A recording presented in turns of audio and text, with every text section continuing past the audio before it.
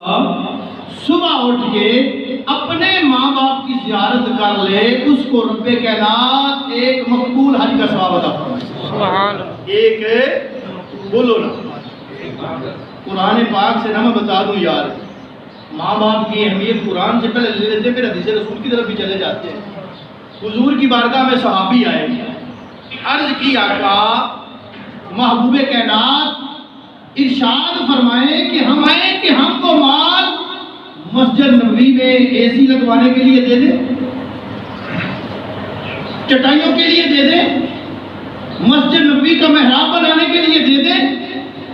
کوئی آپ لے سکتے ہیں، کوئی لے سکتے ہیں، کیونکہ گیزر کا تو دور نہیں تھا، اے سی کا تو دور نہیں تھا، لیکن جو جدت اس زمانے میں تھی، جو بھی حالات حاضرہ کے مطابق جدت تھی، انہوں نے پیشکش کی آقا ہم نے مال خرچ کرنا ہے، لیکن جہاں آپ فرمائیں گے جہاں ہمیں اجر ملے گا ہم مال وہاں خرچ کریں گے۔ حبیب ارشاد فرمائیے ہم مال کہاں پہ خرچ کریں؟ جہاں پہ مال خرچ بعد میں ہو، اجر پہلے ملے، ہمارا مال ضائع نہ ہو، ہمارا مال مقبول ہو جائے۔ تو رب کائنات نے فرمایا حبیب جو تیری بارگاہ میں آئے ہیں سائل بن کر ان سے کہو یسألونک ماذا ينفقون قل ما انفقتم من خیر فللوالدین، تو زور سے کہو سبحان اللہ، فللوالدین۔ فرمایا حبیبی نے کہہ دو نبی کے ساتھ غزوات لڑنے کے لیے جانے کے اوپر مال خرچ کرنے سے بہتر ہے ماں باپ سے مال خرچ کرو، ماں باپ پہ مال خرچ کرو۔ مسجد نبوی شریف پہ مال خرچ کرنے سے بہتر ہے اپنے ماں باپ پہ مال خرچ کرو۔ جہاد سے بہتر ہے ماں باپ پہ مال خرچ کرو، حج سے بہتر ہے ماں باپ پہ مال خرچ کرو۔ اور حج بھی افضل ہے، مسجد نبوی شریف مسجدوں کی سردار ہے، میرے نبی کی مسجد ہے جہاں پہ 1 روپیہ لگانے کا 50,000 کا اجر ملتا ہے، ایک سجدہ 50,000 کے برابر ہے۔ پھر حضور کے صحابہ مال خرچ کریں، ان کا مال جو مٹھی بھر کرنے امت پہ سونا اور پہاڑ کے برابر خرچ کرنے سے بہتر ہے، اتنا اجر ہے۔ انہیں رحمت عالم شفیع معظم قائد المرسلین آقا نے فرمایا، اللہ کریم نے ارشاد فرمایا، حبیبی نے فرمایا تو اگر تمہارے ماں باپ کے سر میں درد ہے، ماں باپ کو تکلیف ہے، اپنے ماں باپ کو وہ ٹیبلٹ وہ گولی لے کے دے دو جس سے سر درد ٹھیک ہو جائے، تمہارا رب راضی ہو جائے گا۔ تمہارا رب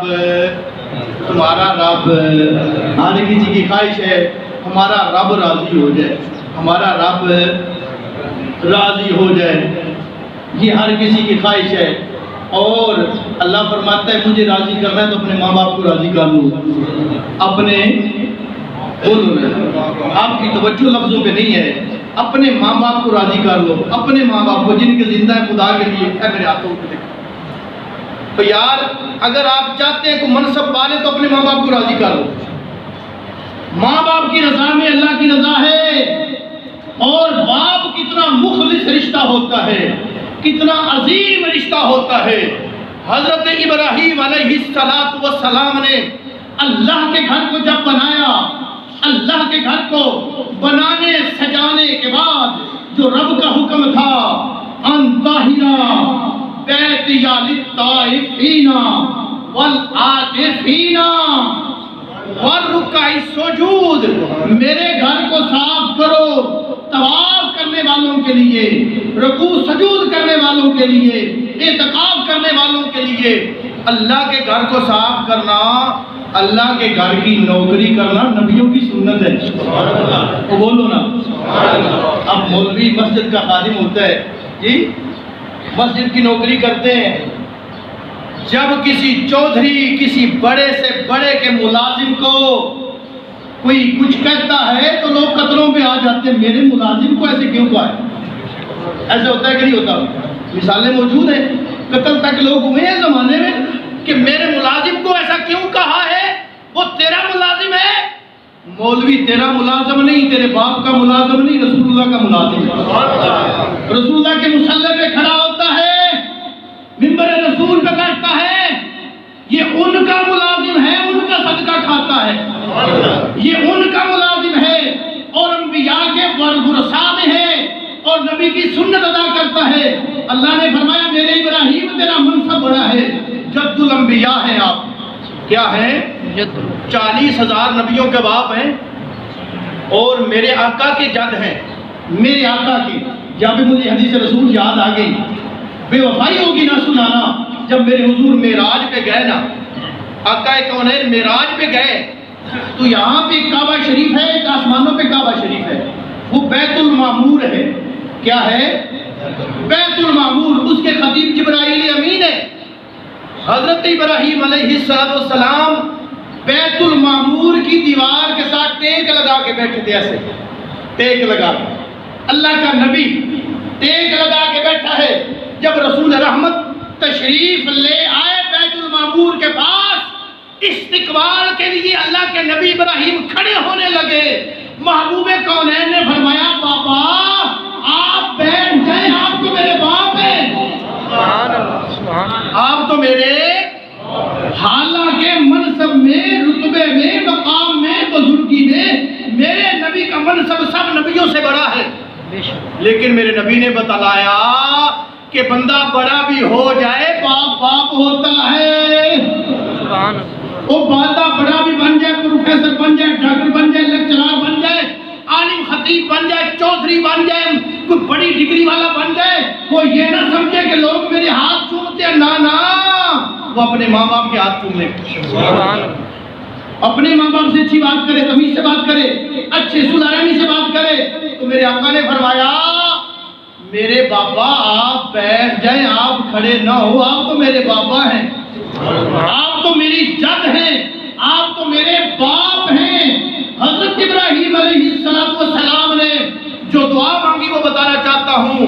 آپ نے جب کعبہ شریف کی صفائی کی، کعبہ شریف کو جگمگایا تو ہاتھ اٹھا دیے، ربنا وجعلنا مسلمین، اے میرے رب مجھے فرما برداروں میں رکھنا، مجھے وہ بولو نا فرما بردار۔ کون دعا مانگ رہے ہیں؟ نبی جد الانبیاء، 40,000 نبیوں کا باپ، اللہ کے نبی، آپ رب کا گھر بنانے والے، ستھرا کرنے والے، ابھی بھی فرما برداری ہاں کہا مجھے ضرورت ہے فرما برداری کی۔ میں دعا مانگتا ہوں رب سے، اے اللہ مجھے فرما برداروں میں رکھنا، اور پھر باپ کا منصب ادا کرتے ہوئے آپ نے دعا مانگی وَمِن ذُرِّيَّتِنَا، اے اللہ میری اولاد کو بھی فرما بردار بنانا، میری اولاد کو بھی۔ باپ ہمیشہ اپنی اولاد کے لیے دعا کرتا ہے، کوئی ایسا مقام نہیں ہے جہاں پہ باپ دعا نہ کرتا ہو، باپ اپنی اولاد کے لیے دعا نہ کرتا ہو، ایسا کوئی منصب اور کوئی مقام نہیں ہے۔ بیکی شریف کی حدیث پاک آخری پیش کرتا ہوں، جو آپ نے 12 مرتبہ سنی ہے، آپ نے اس کو حکایت کے حوالے سے سنا ہوگا۔ یہ بیکی شریف کی حدیث پاک ہے۔ میرے آقا ارشاد فرما رہے ہیں کہ 4 بیٹے تھے، ایک باپ کے، بولو 4 بیٹے ہوتے ہیں، 4 بیٹیاں ہوتی ہیں، ماں باپ مل کے ان 8 کو پالتے ہیں، 8 کو پالتے ہیں، لیکن جب وقت آ جاتا ہے وہ 8 مل کے ایک ماں باپ کو نہیں پال سکتے، وہ 8 کو پالتے ہیں، برادری کو پالتے ہیں، خطبے کو پالتے ہیں۔ اور ایسے بد نصیب بھی لوگ ہیں جو 8 مل کر ایک ماں باپ کو نہیں پال سکتے۔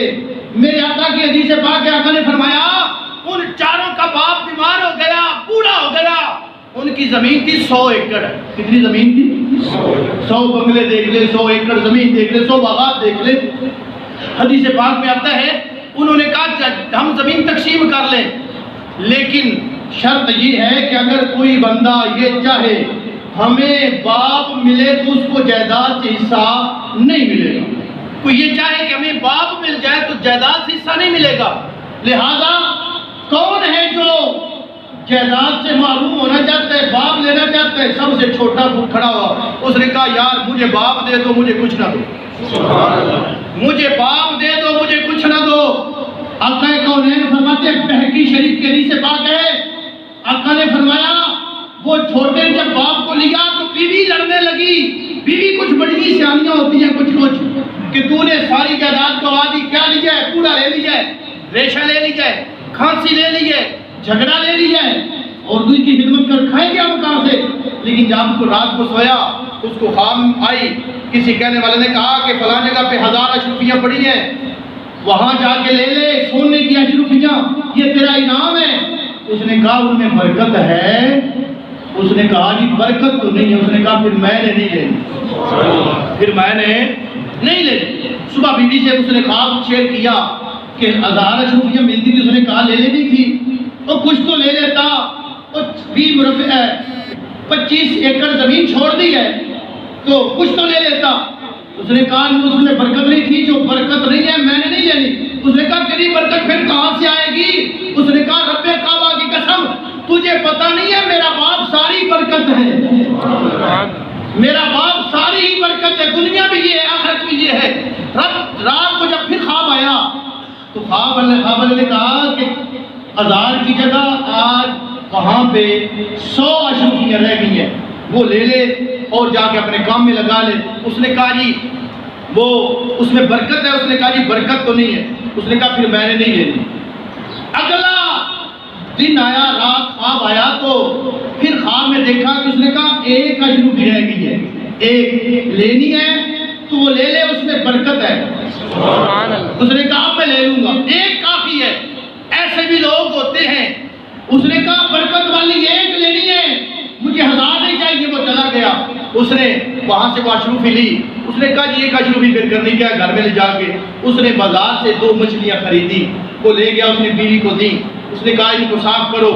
جب اس نے پیٹ چاک کیا تو اس میں ایک مچھلی کے پیٹ سے انمول موتی نکلا جو اس دور میں ایک ہی تھا۔